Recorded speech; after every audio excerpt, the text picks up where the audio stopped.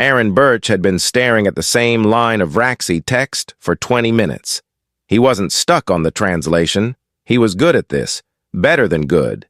He had learned 7 alien languages in 8 years, and the Vraxi dialect wasn't even the hardest of them. The words weren't the problem. The problem was what the words were doing sitting in that particular spot, in that particular document, where they had absolutely no business being.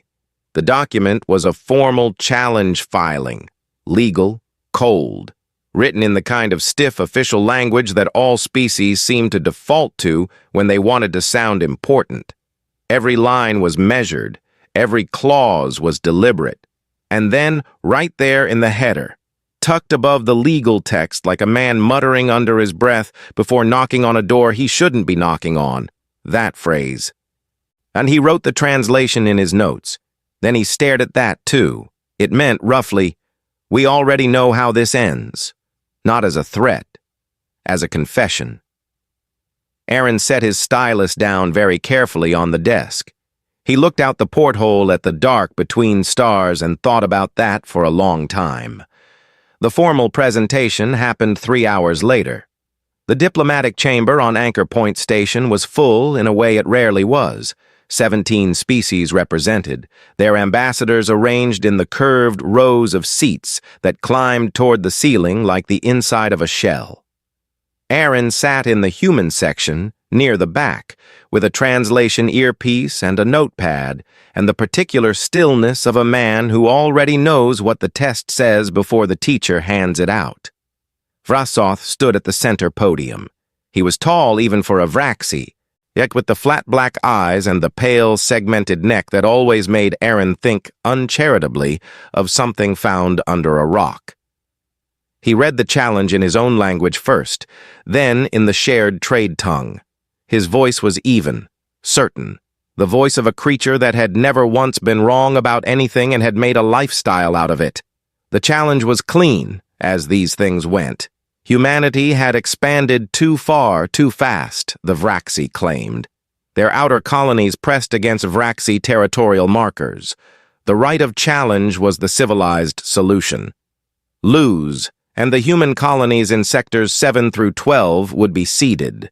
Refuse, and humanity lost all galactic legal standing. No trade protections, no territorial rights, no seat at any table. 41 species had faced this choice before humanity. The 41 had either refused or lost. Aaron wasn't watching Vrasoth. He was watching the 11 ambassadors who had filed abstentions before the session even began.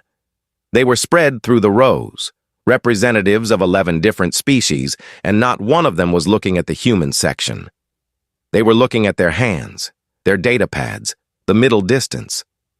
The Saurine ambassador, ancient, gray, still as a stone, was looking at the floor. They weren't afraid. They weren't embarrassed. They looked like people who had already seen the end of a movie and were sitting politely through the beginning anyway. Aaron wrote one word in his notepad. Why? The human diplomatic corps received the official documents and transmitted them to Fleet Admiral Cole Hargrove aboard the carrier Steadfast Hand. Aaron knew this because he was copied on the transmission. He was also copied on the response, which arrived 6 hours later. 6 hours. No debate transcripts, no committee review stamps, no legal addendum requesting an extension period. Just a single clean acceptance, filed in proper form, signed by Cole Hargrove with a signature that looked like a man had written his name while drinking coffee and thinking about something else entirely. Humanity accepted the challenge in 6 hours. The average response time for the previous 41 species had been 19 days. Aaron sat in his small office on Anchor Point and thought about that 6-hour gap. What it meant. What kind of people heard that an ancient galactic mechanism existed specifically to strip them of everything and responded not with fear, not with scrambling, but with, what? A shrug? A nod? The quiet certainty of someone who has been in a fight before and recognizes the shape of one? He pulled up the challenge document again, found the phrase in the header, read it a third time. He knew Vraxi well enough to know it was old. older than the current legal form of the language. It came from a period in Vraxi history that their scholars called the Age of Contact, the long centuries when the Dominion was first spreading out and encountering other species. It was the kind of phrase that survived because it was useful, because the situation it described kept coming up. We already know how this ends. Aaron opened a new message. Encrypted, addressed to Cole Hargrove, marked for his personal cue. He didn't write a greeting.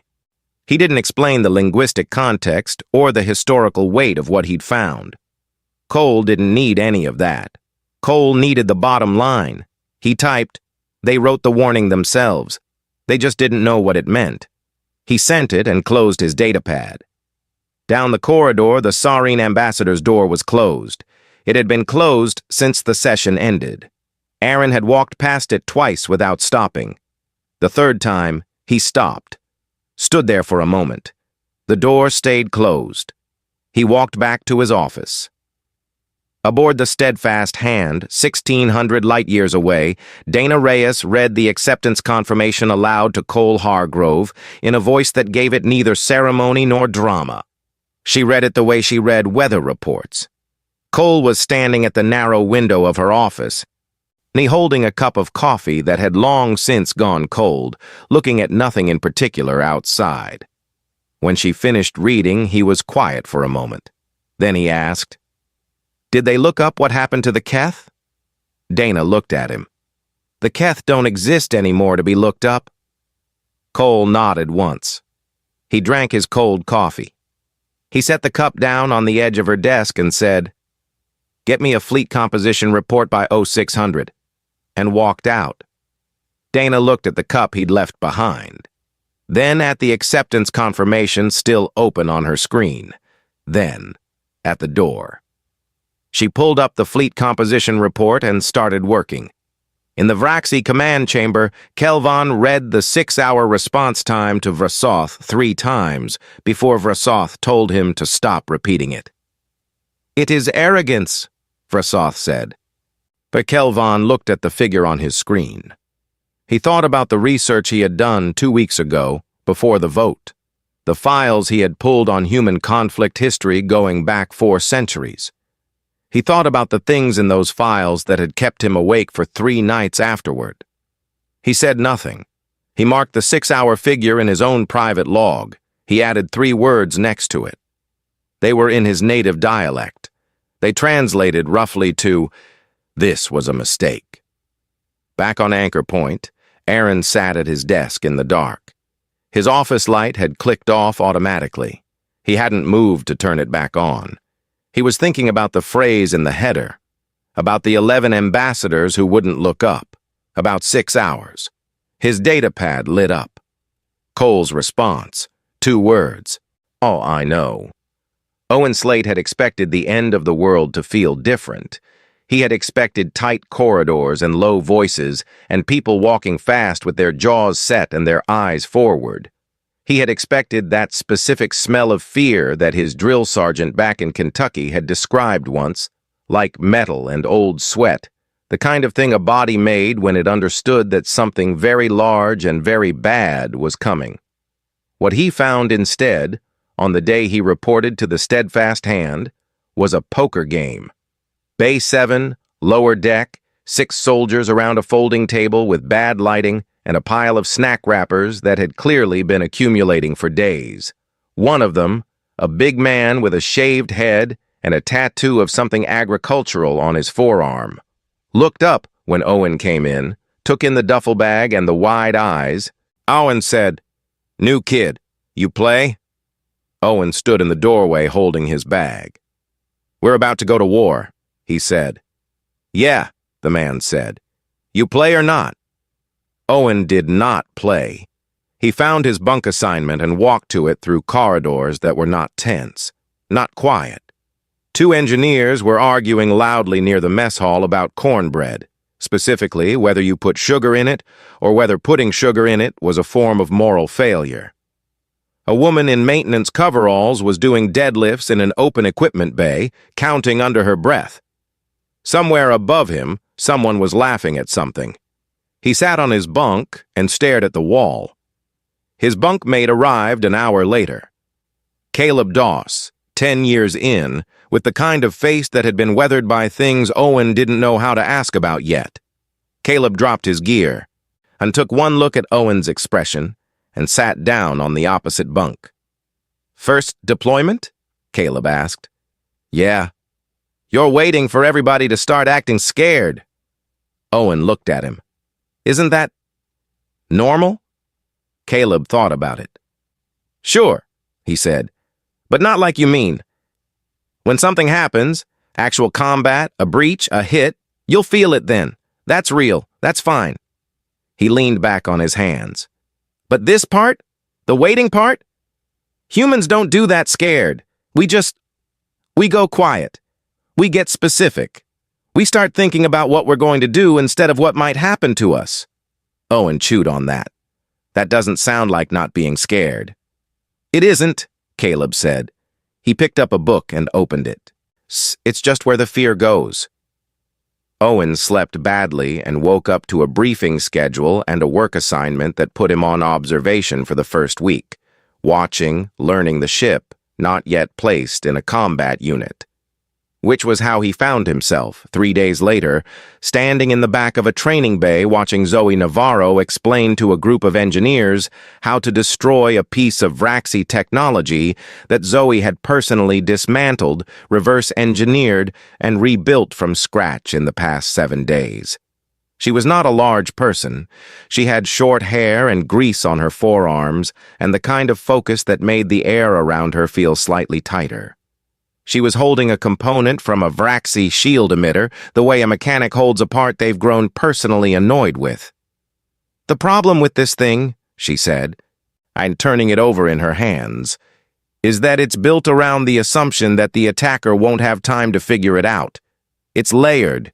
You hit the first layer, you think you're done, and then the second layer catches you." She set it on the table. "So we're not going to hit the first layer. We're going in through the underside of the housing and going straight to the power relay. Takes 8 seconds longer. Saves your life." She looked around the room. "Questions?" One engineer raised a hand. "How'd you figure out the power relay access point?" Zoe looked at him. "I took 4 of them apart. They're Vraxi military hardware." "I know," she said. "They were annoying." She picked up the component again. "From the top." Owen stood in the back and watched her work through the demonstration twice more. She wasn't performing calm. She was genuinely, structurally calm, the way a building is calm. Not because nothing moves, but because everything is where it belongs. She cared about the relay access point the way she'd care about a stubborn bolt on a civilian engine.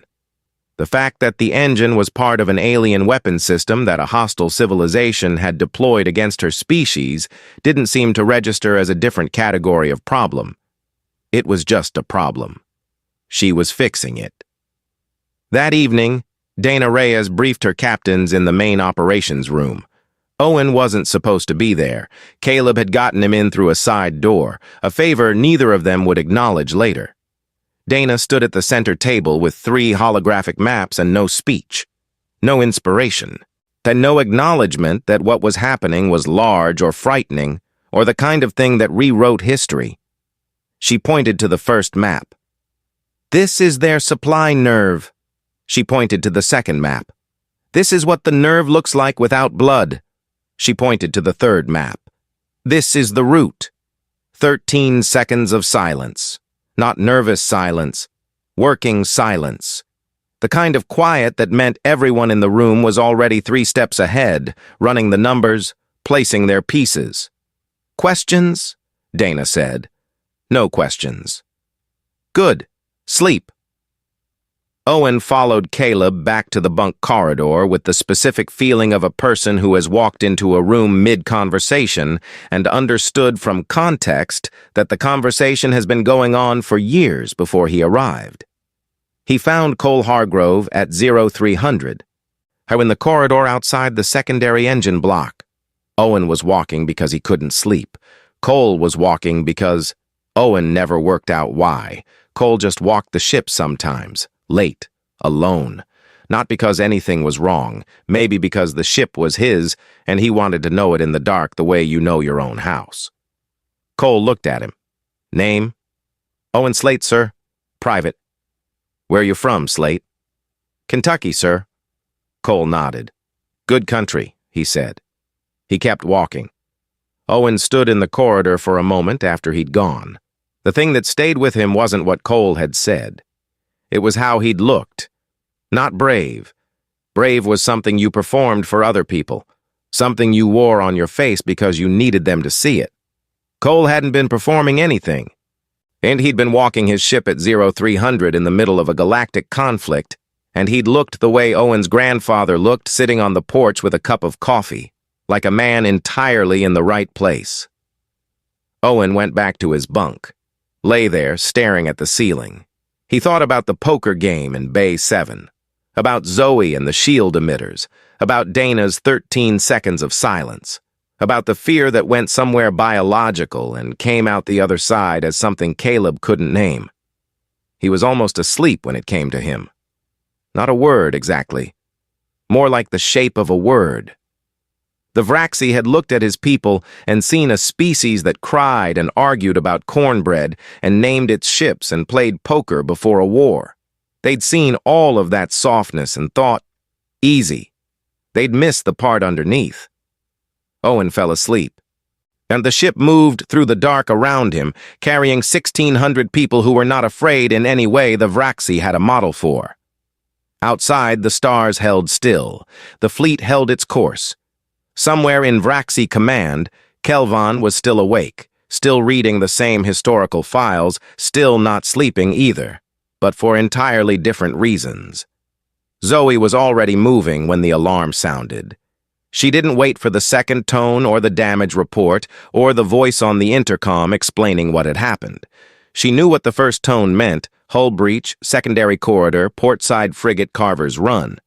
Because she had read every contingency report on this fleet 3 weeks ago when Cole's staff distributed them, and she had memorized the ones that involved her team's jurisdiction. This was Scenario 19. Then she had a kit for Scenario 19. She pulled it off the wall rack and ran. Her team was 4 people. 2 of them were already in the corridor when she got there. The third, a young engineer named Pete, came around the corner a step behind her, still pulling on his gloves.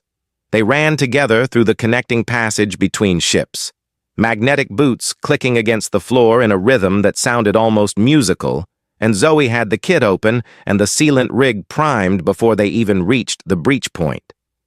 The Vraxi boarding party was 6 soldiers. They had cut through a secondary hull panel using a thermal lance that cost more than some human colonies were worth, and they were standing in the corridor when Zoe's team arrived, and they had weapons raised. Zoe looked at them. Then she looked at the breach, this which was 11 inches wide and venting atmosphere at a rate that would be a real problem in about 4 minutes. She pointed at Pete and then at the breach. Pete was already moving. She put herself and the other 2 between Pete and the Vraxi soldiers, and she said, in the trade tongue, "You can shoot us after he patches the hole, or you can let the ship keep venting and we all have a bad day." The lead Vraxi soldier, tall, pale gray, with the wide stance posture of someone trained to take up space and be intimidating, looked at her for 3 full seconds. He was waiting for the fear response, the flinch, the raised hands, something he could read. Zoe stared back at him the way she stared at stripped bolts. He lowered his weapon by about 4 inches. Not surrender, uncertainty. A Pete sealed the breach in 3 minutes and 40 seconds. Zoe counted. When he stood up and gave her the nod, she turned back to the Vraxi soldiers and said, "All right, now we can do this properly." And her team had 4 of them zip-tied before the soldiers fully processed that the negotiation was over. The other 2 surrendered. One of the captured soldiers had a deep cut along his left arm from when the hull panel had come loose during the breach. Zoe's medic, a compact woman named Luz, was crouching next to him with a wound kit before anyone gave an order. The Vraxi soldier looked at her with his flat alien eyes, and Luz looked back and said, "This will sting a little." She didn't wait for his permission. She cleaned and sealed the wound and moved on. Zoe was already at the next problem. She didn't watch the confusion on the Vraxi soldier's face. She didn't have time. But it was there. She caught it in her peripheral vision as she walked away. The specific blank expression of a creature whose expectations have just been turned upside down and shaken. Across the fleet, the engagement was large.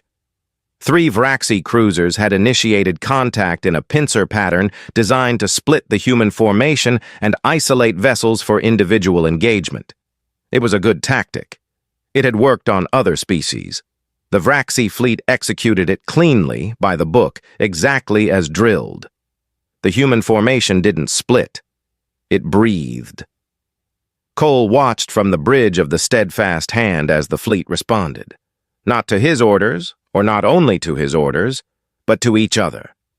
Idana said 3 words over the command channel and 6 ships moved to positions she hadn't specified, filling gaps she hadn't named, because they had already understood from those 3 words where the logic of the situation pointed, and they had gone there first. Cole watched his fleet operate the way a body operates, each part aware of the others, no single nerve running every signal. He updated 1 coordinate on the tactical map. That was all. Kelvon watched the same feed from the Vraxi command ship and opened a new entry in his tactical log. He stared at it for a long time. Then he wrote, "They think in groups while remaining individuals. We have no model for this." He closed the log. He opened it again. He added, "We need to stop this now." He sent the recommendation to Vrasoth.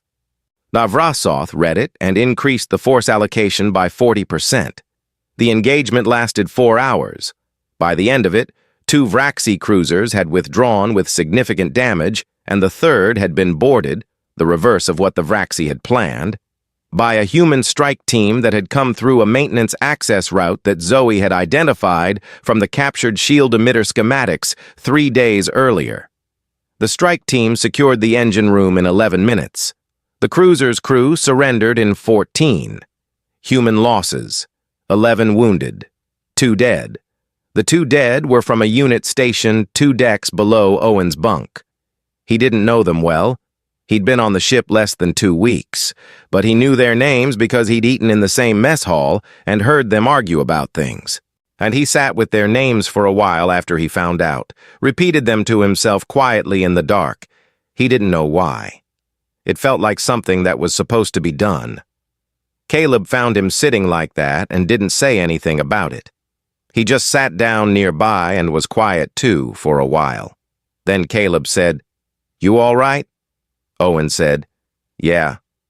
Caleb nodded. That was enough. In the Vraxi command chamber, Vrasoth reviewed the battle data for 2 hours. He had advisors presenting charts, casualty comparisons, resource expenditure figures. He listened to all of it. He was not panicking.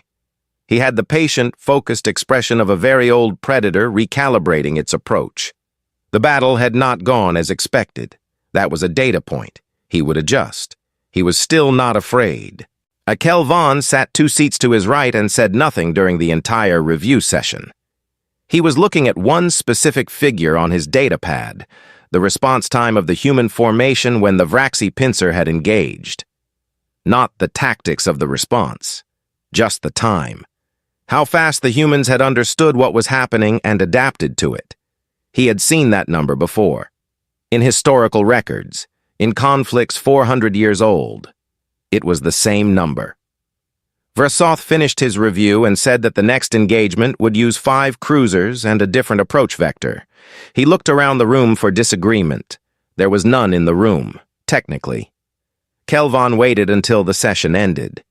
Then he went to his own quarters and sat at his desk and pulled up the historical files he had been reading for 3 weeks. And he went to the section on the Keth. He read it again, not because he needed to. He had it memorized by now. But because he needed the weight of it in front of him. The cold fact of what those files contained. He thought about what he was going to say to Vrasoth tomorrow. He thought about how Vrasoth was going to respond. He thought about the 41 previous challenges and the 41 previous victories, and the absolute, unshakable certainty that lived in Vrasoth's eyes, like a stone at the bottom of a very deep pond. He closed the files. He looked at the wall. He said quietly to no one, "Those 41 species did not have scars before we challenged them." Down in the repair bay of the Steadfast Hand, Zoe Navarro was fixing something. It was a secondary thruster coupling from the portside frigate, damaged in the engagement, rated as non-repairable by the standard maintenance protocol. Zoe had looked at the rating, looked at the coupling, and started taking it apart anyway. She was humming something, a song nobody in her family had been able to identify in 2 generations. Something her grandmother had hummed, something old, something from before all of this. She worked in the low light with her tools arranged around her, and her hands moving with the particular ease of someone who is exactly where they are supposed to be. The bay was quiet. The ship was quiet. Outside the hull, the dark was full of things that wanted to stop her people. She kept working. The message came to Aaron's datapad at 0600 during the 3rd week of conflict. Now with no subject line and no sender name, just a station corridor number and a time. He knew the Sarene ambassador's habits well enough to recognize her silence as its own kind of signature. Her name was Vel Asha, and she was 600 years old by human reckoning, which, in serene terms, meant she was old enough to have attended 3 different galactic assemblies under 3 different names. She was small and gray-skinned, and still in the specific way of someone who had spent centuries learning that most things were not worth moving for. When Aaron arrived at the corridor address, she was already there, standing with her hands folded, looking at the floor. "I requested an off-record session," she said. She did not look up. "I understood that from the message," Aaron said. She was quiet for a moment. Then she said, "Sit with me." They sat on a bench near a porthole. Outside, the stars were still. The station hummed around them, indifferent and constant. Vel Asha looked at the stars for a long time without saying anything, and Aaron, who had learned 7 alien languages and understood the difference between silence that wanted filling and silence that needed sitting in, said nothing. Then she said, "You know the name, the Keth." "Everyone knows the name," Aaron said. "Nobody knows what it refers to." "That is because the species it refers to no longer exists to explain it." She folded her hands tighter. "The Keth were a strong civilization, spacefaring for 600 years before humanity left its own solar system. They had interstellar warfare the way other species have weather, a regular condition of life. They had won many things." Aaron looked at her carefully. 400 years ago," she continued, "the Keth identified humanity as a resource competitor. Your species did not yet have formal galactic standing. No trade agreements, no legal protections, no seat at any table. The Keth did not issue a formal challenge. There was nothing formal to issue it through. They simply moved toward your asteroid belt." Aaron was very still. "Your people did not know about galactic law," she said. "They did not know about the right of challenge, or territorial protocols, or diplomatic mechanisms. They knew nothing about any of it. They only knew that something had come to take what was theirs." She paused. "So they fought back." The corridor was very quiet. "The Keth escalated," Vel Asha said, "as they always did. They had the numbers, of the range, the experience. 6 centuries of warfare against species far more capable than humanity at that point in your development. They expected this to resolve in a certain direction." She unfolded her hands and folded them again. "It did not resolve in that direction," Aaron said. "How long did it take?" 11 years. He did the math. 400 years ago, humanity was barely out of its own solar system. Generation ships, minimal interstellar capacity, against a 600-year spacefaring civilization. 11 years. "The Keth lost 32% of their total fleet," Vel Asha said. 4 colony worlds, and then at the end, their home system. She looked at the porthole. Not because humanity had a strategic reason to target it. There was no resource value, no tactical advantage large enough to justify the cost. Humanity targeted it because the Keth were there, because the conflict was still going, because your people followed them home. Aaron heard those last 3 words settle into the room like stones dropped into water. That is what your species does, she said. You do not fight to win a defined contest. There is no endpoint in your conflict psychology. You fight until the thing you are fighting is no longer capable of fighting you back. Every other species in this galaxy has a threshold, a point of acceptable loss where they recalculate, negotiate, change course. You have that threshold too, but it is so far back that most species never find it.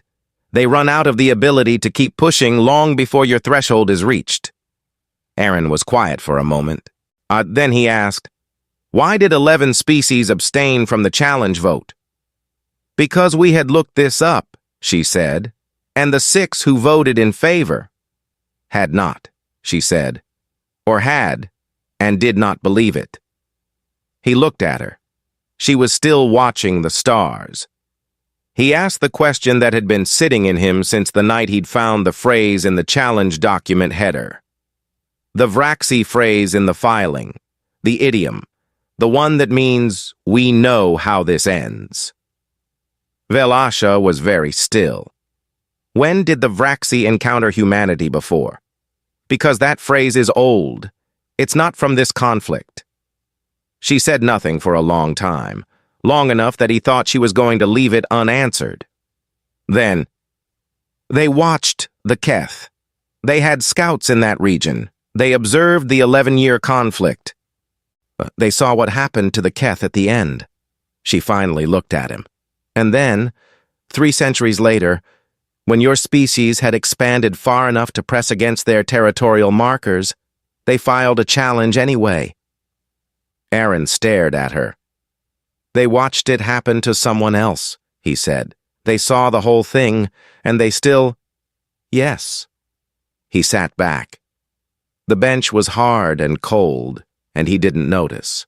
He was thinking about Vrasoth standing at the podium with his certain voice and his flat black eyes. Thinking about the certainty as a structure. Something built so tall and so thick that evidence couldn't get through it.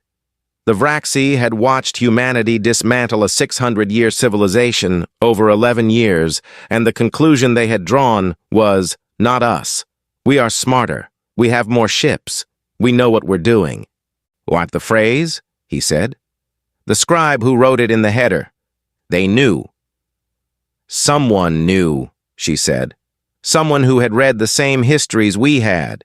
And they wrote it where it would not be officially recognized as part of the filing, so it would not be questioned. And then either their nerve failed or they were overruled. Aaron stood up. Velasha stood too. Will you help us? He asked. We have been abstaining from opposing you, she said. For a species in our position, that is substantial help. She moved to leave, then stopped. Aaron, when this is over, be merciful if you can. He nodded. She walked away down the corridor, and her footsteps were very quiet for a very old person. He stood by the porthole for a while, looked at the stars, thought about 11 years and 32% fleet losses and humanity following someone home across the dark because the fight was still going. He opened his datapad and wrote a message to Cole Hargrove.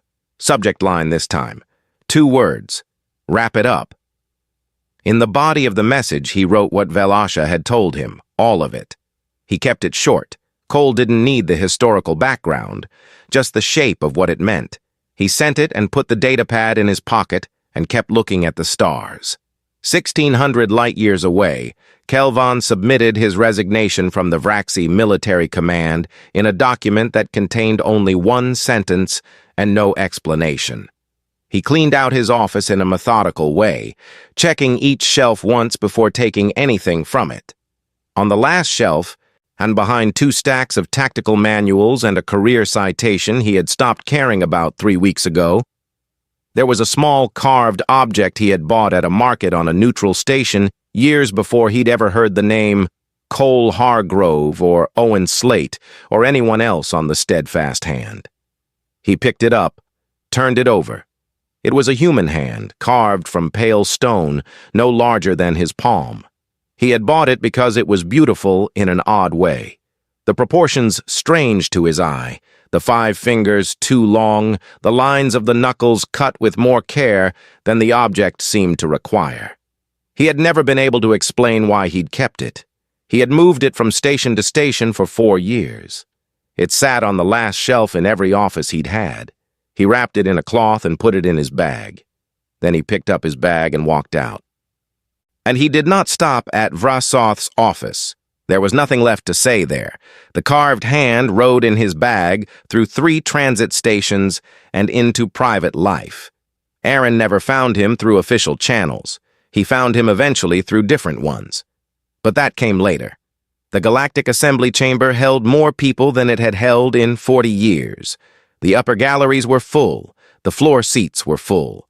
Species that had sent only data link representatives to every session for the past decade had sent physical bodies to this one, present and warm and very still. The way creatures get still when they understand that something is going to happen that they will describe to their children later.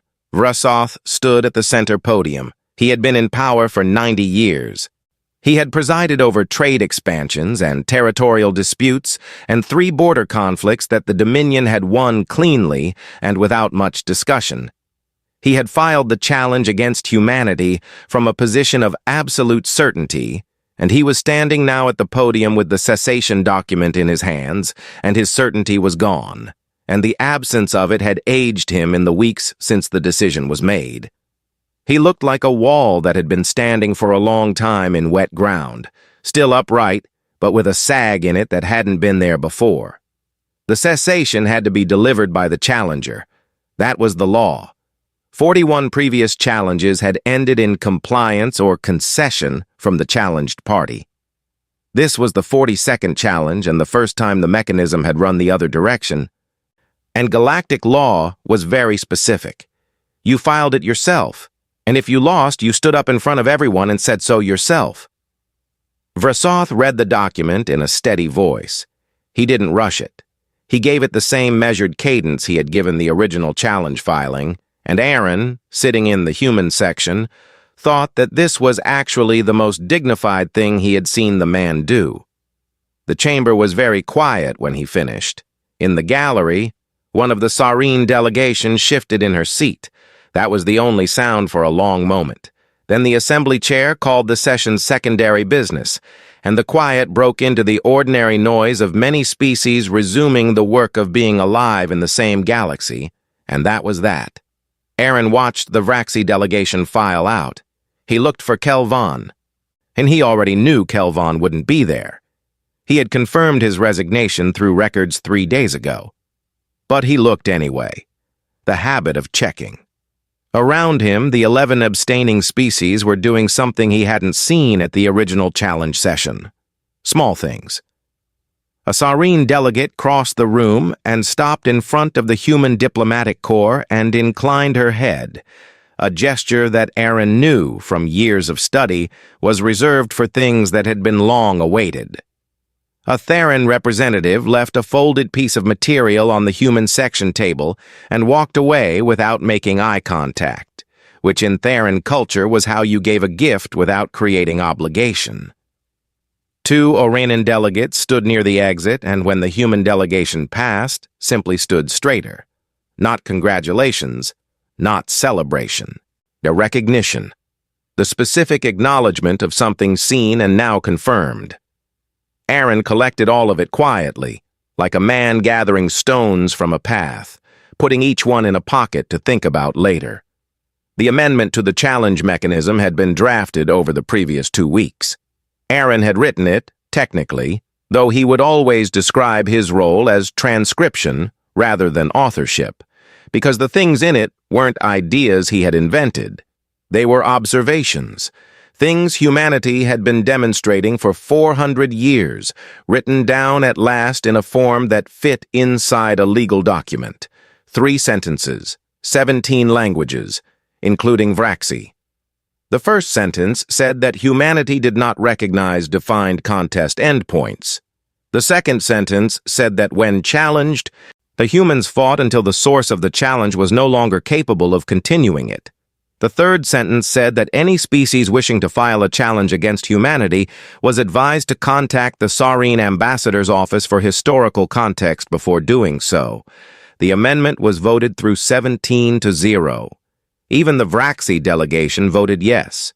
Aaron thought this might have been the bravest thing they did in the entire affair, voting yes on the clause that explained why they had lost in front of everyone in their own language. The text was carved into the entrance arch of the assembly chamber 3 days later, in the oldest shared language of the galaxy, which had no name anymore because the species that had first spoken it were long gone, but whose script still appeared in the foundational texts of 6 different civilizations. 10 words in that language. The closest English translation was approximate, and Aaron spent 2 weeks trying to improve it, before deciding that the approximation was actually better than precision because it had the right weight without requiring explanation. It read, roughly, don't. Aboard the Steadfast Hand, Cole Hargrove read the final amendment text on a datapad in the ship's canteen. He was eating something that tasted like it had been assembled from emergency components, which it had been, because the ship's supply run was a week delayed and the cook was doing his best. Cole read the 3 sentences once, turned the datapad over in his hands. Then he set it down and picked up his coffee, which was bad, as it always was, as it had always been on every ship he'd served on in 30 years. Dana came and sat down across from him. She had a plate of the same emergency food and a cup of the same bad coffee, and she looked at the datapad lying screen down on the table, and she didn't ask. Cole didn't say anything either. They ate. The canteen was loud around them, people talking, someone laughing at something across the room, the background noise of a ship full of people who had done a hard thing and were now doing the ordinary thing of continuing to exist. Cole finished his food and drank his coffee and looked at nothing in particular. Dana said, "Zoe got the Carver's Run coupling repaired, the one they rated non-repairable." Cole said, "Of course she did." Dana almost smiled. Not quite. They sat there a while longer, and in the noise and the bad coffee and the ordinary alive sound of their ship, and didn't need to say anything about what any of it meant. Owen Slate was on shore leave on a station near a blue star that made everything outside look like it was underwater. He had 7 days and no plan, and the specific tired feeling of a person who had been running on something other than sleep for too long. He found a quiet spot near a communications bay and sat down and called home. His mother answered on the second ring, the way she always did, because she had been answering on the second ring since he was 17 and first left for training, and she had never once admitted that she waited. "It's over," he said. She was quiet for a moment. He could hear the kitchen behind her, some sound he recognized from childhood, something cooking, something ordinary. "Are you okay?" she asked. "Yeah," he said. "I'm okay." She didn't say anything. He knew she didn't believe him yet. That was fine. He didn't have the words for it yet either, for what he'd seen, for Zoe in the repair bay humming that old song, for Dana's 13 seconds of silence, for Cole walking the ship at 300 and looking like a man in his own kitchen, for the thing underneath the poker games and the cornbread arguments and the arguing about everything that never seemed to stop, the thing that the Vraxi had looked at and called softness, and that was in fact something so old and so deep that it had no name anyone had agreed on. "I'm coming home first," he said. "Then you'll see." She said okay. She asked if he was eating. He said yes. She said good. She asked what the food was like. And he looked at his plate and then away. "Fine," he said. She laughed a little, which meant she knew he was lying, which meant he was home in all the ways that mattered before he'd even left the station. Somewhere across the galaxy, in a small residential unit on a neutral station, Kelvon set the carved stone hand on the only shelf in his new room and stood back and looked at it. His career was gone. His rank was gone. He was not sure yet what came next. The hand sat on the shelf with its 2 long fingers and its careful knuckles, pale stone in low light. Beautiful in its odd way. He had known for 4 years he wasn't getting rid of it. He knew now why. Outside the assembly chamber entrance arch, on a station orbiting a quiet star, the 10 words in the oldest language caught the light and held it. The translation was approximate, and the meaning was not. It had always been true. It was just written down now. The galaxy read it in 17 languages and in 17 different ways understood the same simple thing. Don't.